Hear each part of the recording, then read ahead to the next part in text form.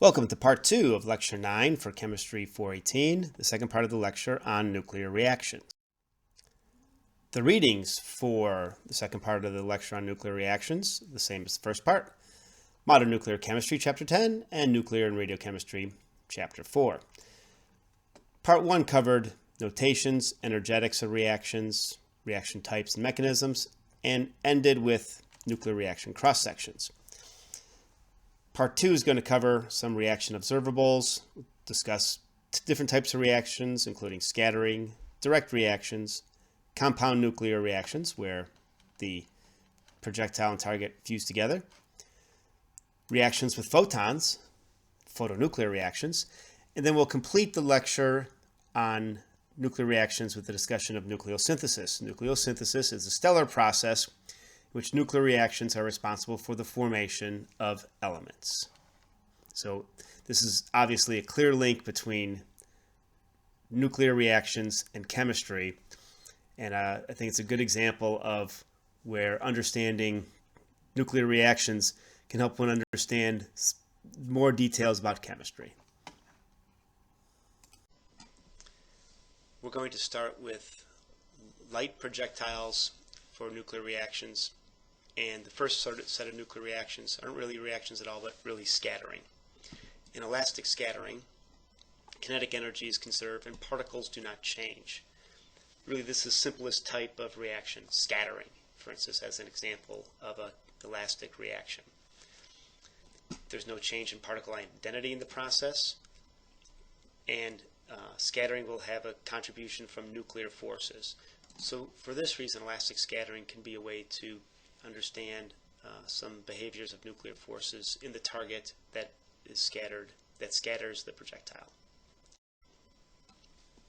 An example of some other low energy reactions with light projectiles is one that we're interested in would be slow neutron reactions, so thermal neutron reactions. This is really the purest example of compound nucleus behavior. There's a rate that governs this, where 1 over the velocity or the energy law governs most neutron reaction cross-sections. So we see that we tend to see a decrease in a cross-section with an increase in the neutron energy. The neutrons that are available for these reactions can only come from nuclear reactions. Therefore, a range of neutron energies can be obtained since these neutrons are being produced in fundamentally the fission of a nucleus. Now, the reaction cross-sections, as we see from the data here, vary. They generally start high, go low, but there's resonance peaks throughout the energy regime that is examined, in this case for the fission of uranium-235 by thermal neutrons. Now, there are some aspects of this that are influenced by the particle. For instance, the reaction cross-sections are going to be influenced by the Coulomb barrier. The Coulomb barrier prevents charged particle reactions below 1 MeV. And here's an example of what one can see if we evaluate this is for neutron energy. As we increase neutron energy, we go from high to low. Now, charged particles, they go low, and basically sub-Coulomb barrier. There's no reactions. The reactions increase with the cross-section increases with energy until both parts at very high energies, we start to get cross-sections that are on the order of barns, fundamentally based upon the geometric mean.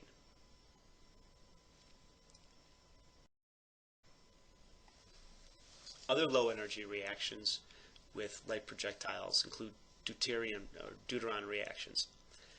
In these reactions, you can think about that with deuterium, you have 1 proton, 1 neutron in the nucleus. So you can think of almost that the proton is carrying the neutron around. So this is, in essence, you can think of this as a way of accelerating a neutron by exploiting the fact that that neutron is connected up with a proton. And some of these reactions can actually occur where the neutron can get into the nuclear can penetrate the nuclear barrier while the proton is still outside most of the Coulomb barrier. And this is due to the fact that there's inherent large neutron-proton distance in deuterium.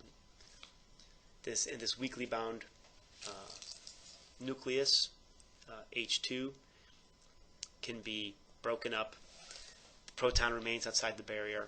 So it's a way of having neutron reactions that can exploit this charge of the proton, so you can fundamentally have these neutron-based reactions in an accelerator. Now there's a number of competitions amongst reactions, and they're going to really depend upon the probabilities for emissions of the various particles from the compound nucleus. These probabilities are going to be based upon energy available, the Coulomb barrier, and the final states of the product nucleus. If the energy of a light particle is produced, the reactions can change. An example of this is for high energy protons, and you can get something called spallation. Spallation is if you use a high energy product, a light particle such as a proton, you're going to get a number of products that are formed within the immediate neighborhood of the target. Let's say between 10 and 20 mass numbers. An example here is shown for lead, where a proton, high energy proton, this is hundreds of MeV, impinges upon lead, excites the lead nucleus with the emission of neutrons and protons.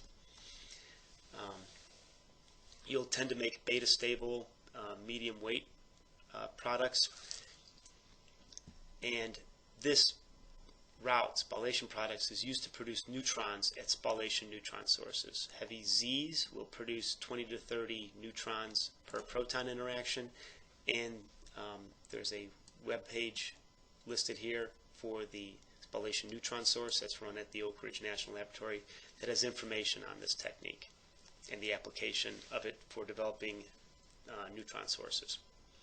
The other reaction that will occur is that you can still induce fission with high energy neutrons, but the distribution of the fission products will change. And as we see here, here's an example of some data for uranium fission by successively higher neutron energies, 30, 45, 60. And what's observed is that the relative fission distribution changes as a function of energy, and this is both shown for experimental and modeling data. The modeling tends to drive it. There's a big difference here at 60 MeV.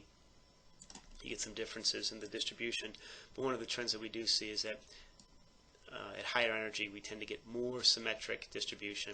Particularly here, what's observable is we see a decrease in this low valley number.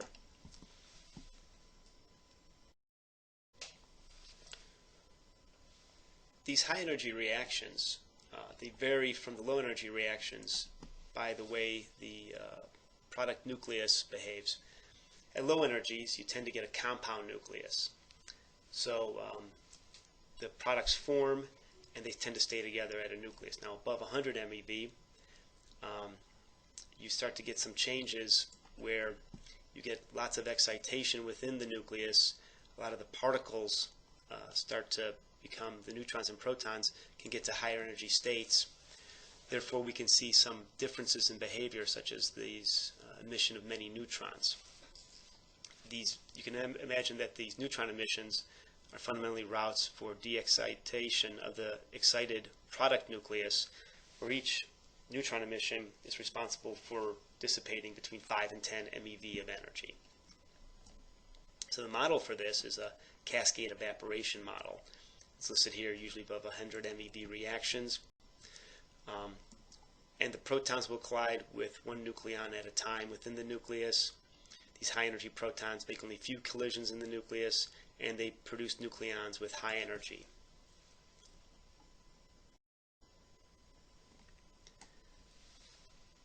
Another route of reactions is moving from lighter particles to heavier particles. So as opposed to using a proton, think about bombarding a nucleus with something like oxygen-16. So we have these heavy ion reactions, and these heavy ion reactions, in a lot of ways, they're similar to light ion reactions, where we can have elastic and inelastic scattering, compound nucleus formations, direct interactions, and deeply inelastic reactions. One of the main differences between heavy ion and a light ion like a proton is that the heavy ion during the reaction can donate some of its nuclear matter to the reaction, whereas in a proton it's either all or nothing. These reactions are influenced by the reaction parameter, which is a function of this impact parameter. It's a function of the radius. It's also influenced by the kinetic energy of the projectile, the mass of the target, and the projectile nuclei. The mass and the target projectile nuclei are going to have an influence on the Coulomb barrier. So you can get information about probabilities or behaviors from scattering and Coulomb excitation based upon the radius information, which comes from the mass of the projectile and the mass of the target.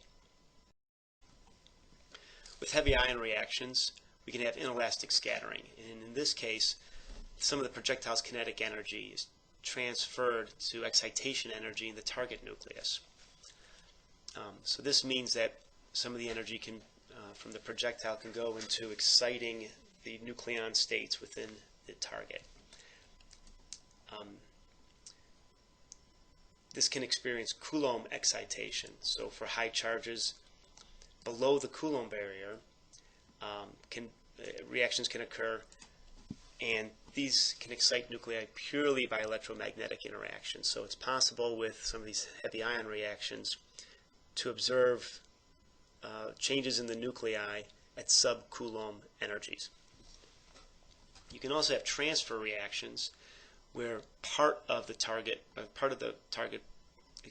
projectile is taken up by the target. So if you have a, think again, oxygen 18, you can perhaps just strip or pick up a few neutrons from the projectile to the target. And these can take place when impact parameters are just below those at which interactions that are purely Coulombic occur. Some of the results of this can be measured with angular distributions, show diffraction-like pattern when transferred to a single well-defined state are observed. So you can get information about nuclear states from some of the behavior on these transfer reactions. Deep and elastic reactions occur when more of the nuclear matter is transferred than just these grazing and incident reactions discussed on the previous page. There are some trends with this, is that the total energies of the products strongly correlated with the amount of mass transfer. So increasing mass differences of product and projectile lowers the kinetic energy. So this way the nuclei that are involved in the reaction from the projectile to the target can be assessed by evaluating the kinetic energy of the products. Now the complete interaction of the nuclei, the target and projectile, is called the compound nucleus reaction. These reactions, as you can imagine, are probably the lowest probability with a high mass, relatively high mass projectile. So these cross sections can be relatively small.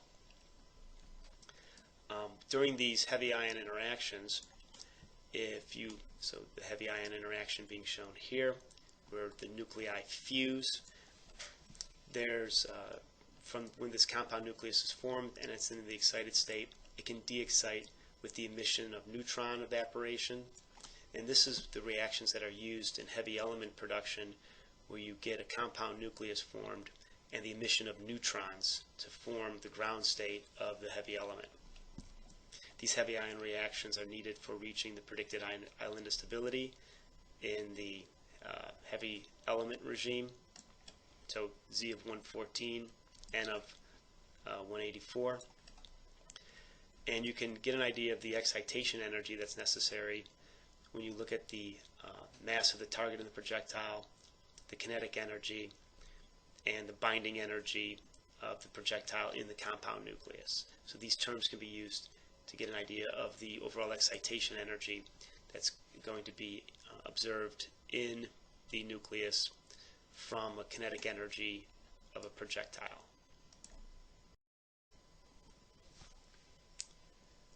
For the heavy ion reactions, an overview is listed here, same figure that was shown on the previous page, where we can get collisions that are primarily elastic scattering, some distant collisions where you can get Coulomb excitation of the nucleus, and as the particle comes closer to the nucleus, you can get some transfer reactions. These can also lead to deep and elastic collisions. And then finally, where we get the formation of the compound nucleus, where we get fusion of the particle and the projectile.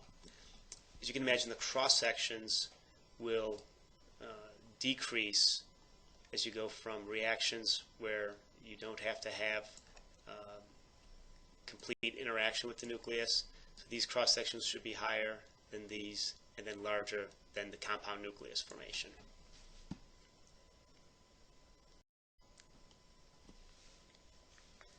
Now, it's also possible to have nuclear reactions using photons. And these reactions between nuclei and low and medium energy photons are dominated by a giant resonance. These excitation functions for the photon absorptions go through a pretty broad maximum, a few MeV wide, is shown here for the reaction of photons on gold 197. This is due to the dipoles that can set up within the nucleus between protons. One thing about the value here is in millibarns. So reactions, photon reactions tend to have on the order of 500 millibarns. As we see, the reaction here is gamma n, gamma 2n, gamma 3n. We see it goes through a maximum peak for the 2n reaction at around 14 MeV. The resonance peaks, the way this figure behaves, is going to vary pretty regularly with the A of the target.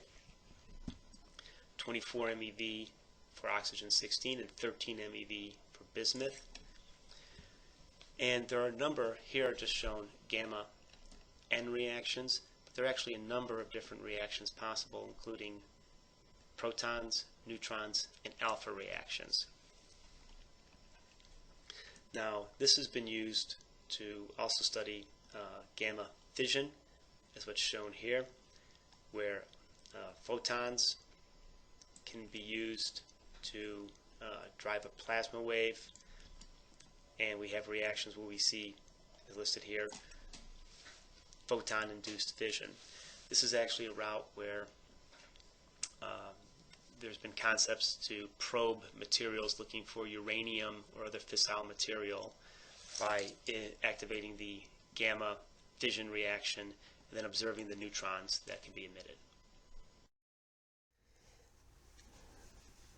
An interesting discussion and application of nuclear reactions is in terms of element production, natural element production. This is the realm of nuclear astrophysics, where we're going to take some of the information on these fundamental nuclear reactions we've discussed and apply them to large astronomical objects, stars. What we're going to see is that the nuclear reactions are responsible for the production of elements. And these nuclear reactions occur in stars. We're going to discuss how we go from the Big Bang, where we get neutrons, protons, we make some simple atomic nuclei, make some neutral atoms, gravity comes in, takes clouds of hydrogen, helium, forms stars. These stars start to burn. They get the energy from the fusion process. And when we discuss binding energy, we actually talked about the energetics in this fusion process. We talked about how fusion can go up to iron. So we can form the elements up to iron. And then through the neutron capture on iron, we can form elements up to bismuth. Then this is a slow neutron capture process.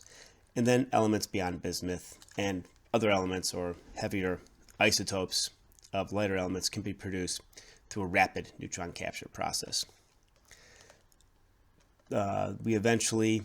These elements get distributed through supernova when the stars explode, and they get distributed out into other parts of the galaxy, solar systems, and then we have those elements coalesce. So we're going to talk about how we go from the Big Bang to elements, and we're going to see that temperatures and densities need to be sufficient so that these light elements can be formed. Nuclear reactions can occur through fusion. Heavy elements can be created from a few different nuclear processes: neutron capture, rapid neutron capture, so one neutron, many neutrons, even photon capture. And then these systems have to explode and disperse elements. And this is why we can find uranium, which has a 4.5 billion year half-life on Earth today. So these nuclear processes produce the primordial elements. The fundamentals of this is that the Big Bang, the distribution of matter, start of the distribution of matter, occurred about 15 billion years ago at extremely high temperatures. So upon cooling, the influences are felt within 2 hours. Hydrogen, helium is formed. So we're down here in the chart of the nuclides. Free neutrons decay. We know that neutrons have a half-life on the order of 14 minutes. So after a couple hours, they've disappeared. We have primarily after the Big Bang hydrogen and helium. This can condense and start forming clouds, which then form into stars through gravitational forces. So the Big Bang gets us here, and what we're going to discuss in the remaining part of the lecture is how we go up, make where all these black bars are the stable elements, how we get out to uranium, and how we fill in not only along this continuous bar, but these spots here on the heavy end and also on the light end. So we can think about the origin of the elements from after the Big Bang, gravitational coalescence of hydrogen and helium into clouds.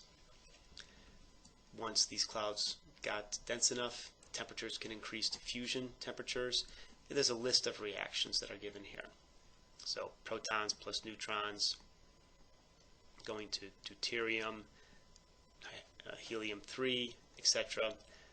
Peaking at helium-4 reactions, where we get a lot of energy from fusion.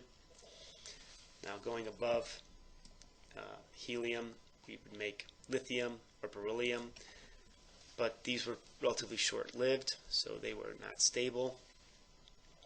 And the initial nucleosynthesis lasted on the order of 30 minutes.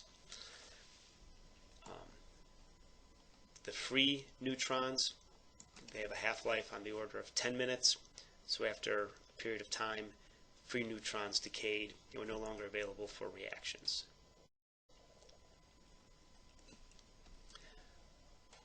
In stars, we know that fusion occurs.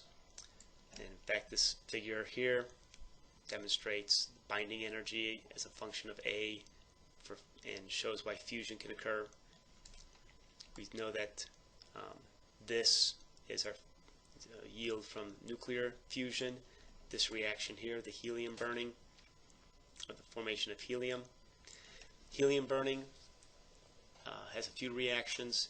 So we see here, if we fuse 2 heliums, we get beryllium-8. This is a very short-lived isotope and would not build up in stellar processes.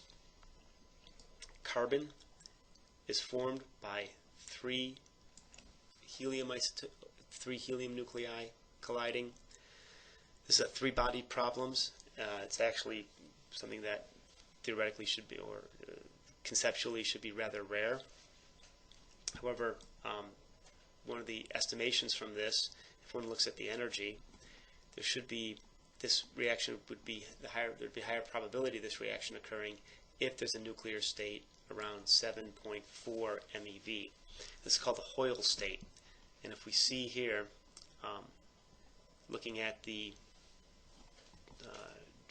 excited nucleus of carbon, we see that there's a nuclear state about 7.6 MeV, close to this predicted Hoyle state.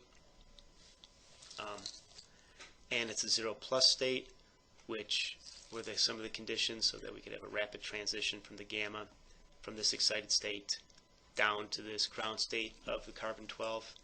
This is one of the hypotheses that was tested for nucleosynthesis of carbon when these energy states of helium, of carbon-12 were measured.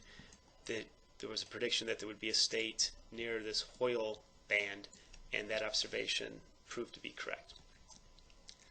Now, from this binding energy curve, we see that we can fuse elements together all the way up to iron and still get energy.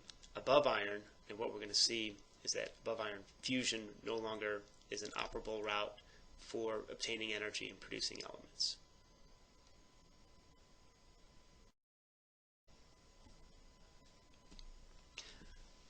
Once we start producing carbon, we're able to move beyond carbon to heavier elements. So this is an example of a carbon-nitrogen-oxygen cycle, where carbon reacts with particles such as a proton to make nitrogen, which decays to carbon-13, which can then make nitrogen-14.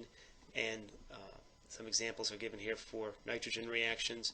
We can also have fusion of carbon, oxygen, to produce heavier elements, along with productions of alpha particles, protons, neutrons, or photons.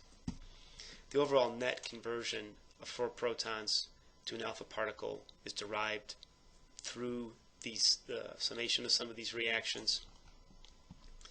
And here's a figure that shows the relative atomic abundance as a function of atomic mass. And we see that this reaction is actually related to the nuclear processes that occur. There's also a low amount of lithium, beryllium, boron. It lies off this line, and that has to do with some of the lack of nuclear stability compared to these elements. We've shown how elements can be formed up to iron, and they get primarily through fusion reactions driven by the binding energy increase. Once we try to get above iron, however, we can no longer use fusion, and one of the processes that we rely upon is neutron capture. Very simple reaction, which for nucleosynthesis is called the S process, for the slow process. Slow being the number of neutrons. And this is responsible for the formation of elements of A greater than 60. That's an example. Imagine that we have zinc, stable zinc, 68 captures a neutron, goes to zinc 69. The zinc 69 undergoes beta decay. That extra neutron is converted into a proton. We make gallium 69. And as you can imagine, we can build our way up through the chart of the nuclides, hitting a great deal of the stable isotopes along this path. Through extension, we can go all the way up to bismuth through this method. However, from this figure, you can see that there are certain isotopes that we're not hitting. We're not hitting these isotopes here, these heavier stable isotopes, or these isotopes here, the lighter stable isotopes. And as foreshadowing, we'll see that these heavier stable isotopes are made with something called the R process. The R process is when we have neutron captures on time scales that are less than the beta decay. So previously on the S process, it was slow. After capture of a neutron, the isotope had enough time to decay through beta.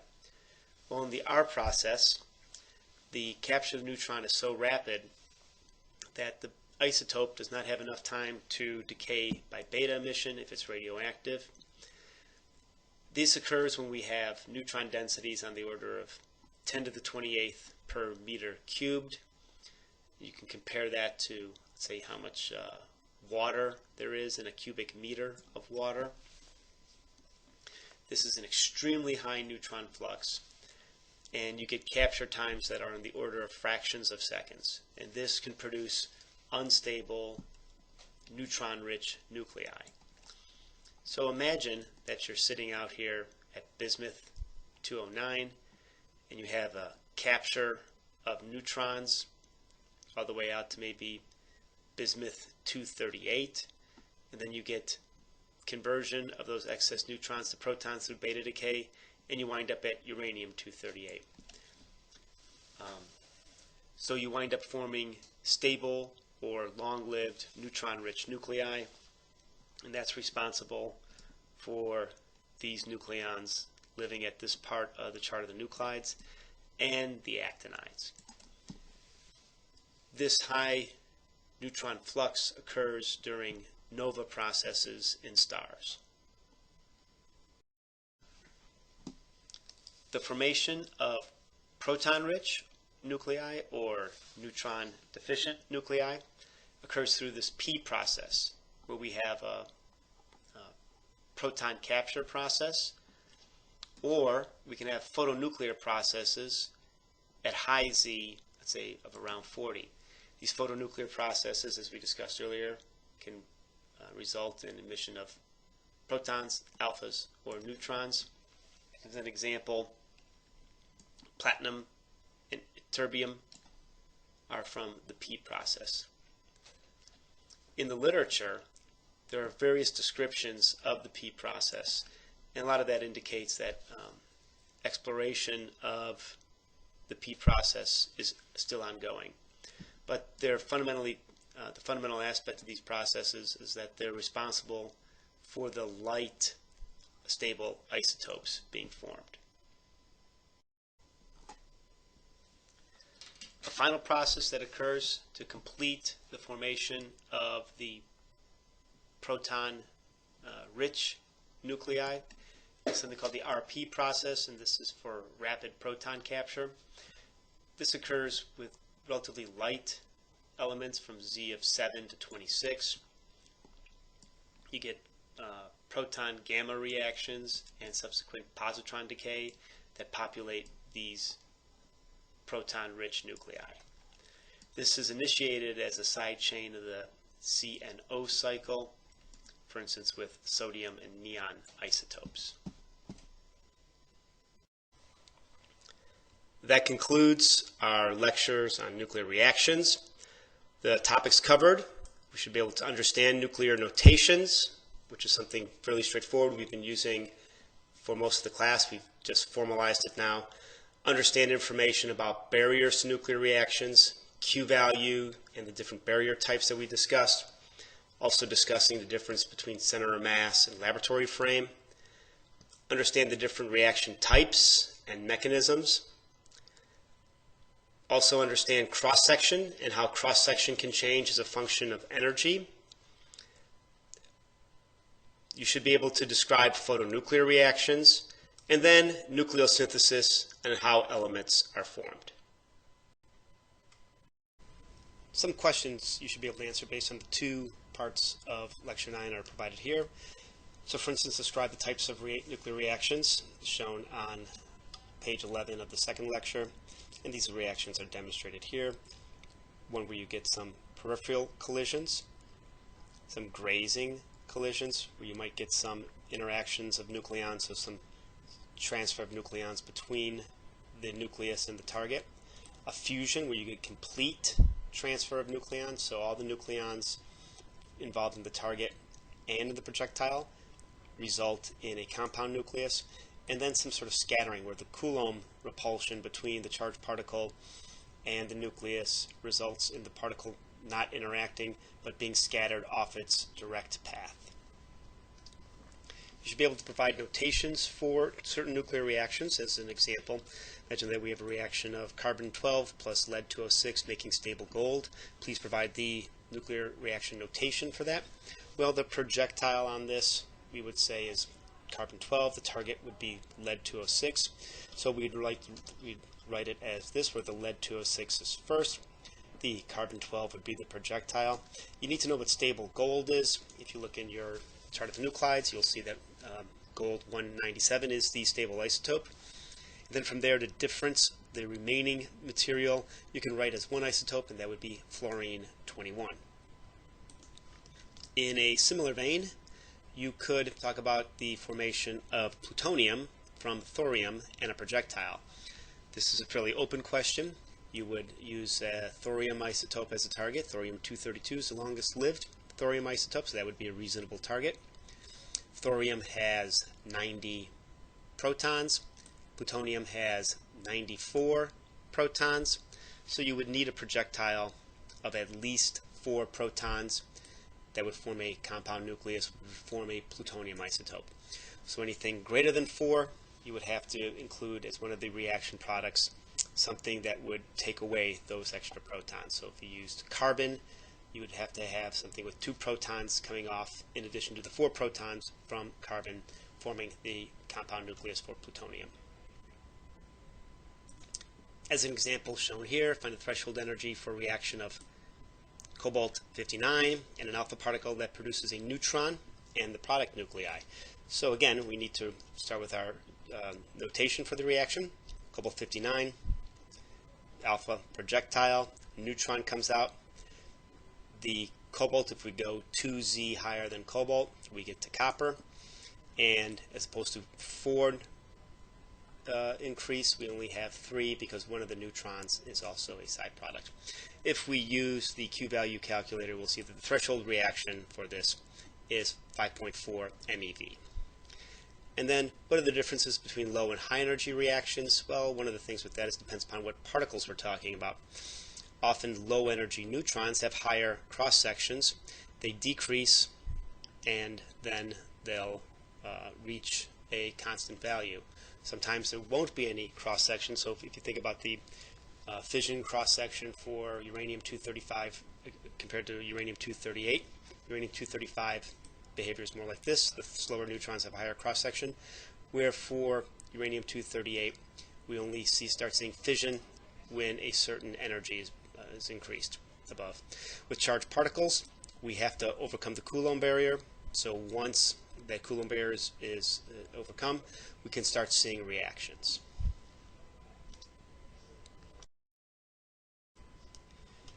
How does a charged particle reaction change with energy? And this includes a neutron reaction, so we've already discussed that in the previous page. But as an example with another charged particle, more details, as opposed to just seeing a cross-section increase, we can see a cross-section increase with energy, and then we'll reach a maximum, and then as we increase the energy, the cross-section decreases. So an example with what we showed earlier, a proton on natural zirconium forming niobium-96. And the reason we get the decrease is that as we increase the energy of the compound nucleus starts liberating more neutrons. So what happens is as we increase in energy, we tend to make product nuclei that are lower in A. Other questions you should be able to evaluate, things like how are actinides made in nucleosynthesis? That's with the R process, the rapid process. So a event in which a large number of neutrons are liberated, where you get rapid capture of neutrons, and the time scales where those neutron captures are faster than the decay of the resulting isotope. And what is the S process? This is how the bulk of the elements are made. Let's say from iron up to bismuth. It's the slow process. So where we get a capture of an isotope, a capture of an isotope to a heavier isotope. If that isotope's stable, it builds up. If that isotope is radioactive, since it's neutron rich, that neutron converts to a proton and it decays, so it goes up the periodic table. And it's slow in relationship to the neutron capture. Basically, when you make a radioactive isotope with the S process, it has a very high probability of undergoing beta decay as opposed to capturing another neutron. We also discuss other aspects of nucleosynthesis, such as which elements were produced in the Big Bang, the lightest 3 primarily being hydrogen. What isotopes are produced by photonuclear reactions? And that's actually a question that basically says, well, what's your target? Because these are your primary photonuclear reactions, where a photon can react with a target nucleus releasing a proton. So that would be decreasing the Z by 1, removing a neutron, so decreasing the A by 1, or removing an alpha particle, so inducing an alpha-like reaction. So isotopes that are produced, one of the answers would be, well, those isotopes that are close to the target, either within 1 or 2 Z less. and what's interesting about the production of carbon-12 in nucleosynthesis. It's the Hoyle state, that high energy state that lives in carbon-12, since the reaction is based upon this three-bodied reaction, three heliums forming carbon-12. It has lots of energy, and there's that Hoyle state that lives at about the right energy so that that nuclear state can exist. When you've completed Lecture 9, please comment on the blog and respond to the PDF quiz.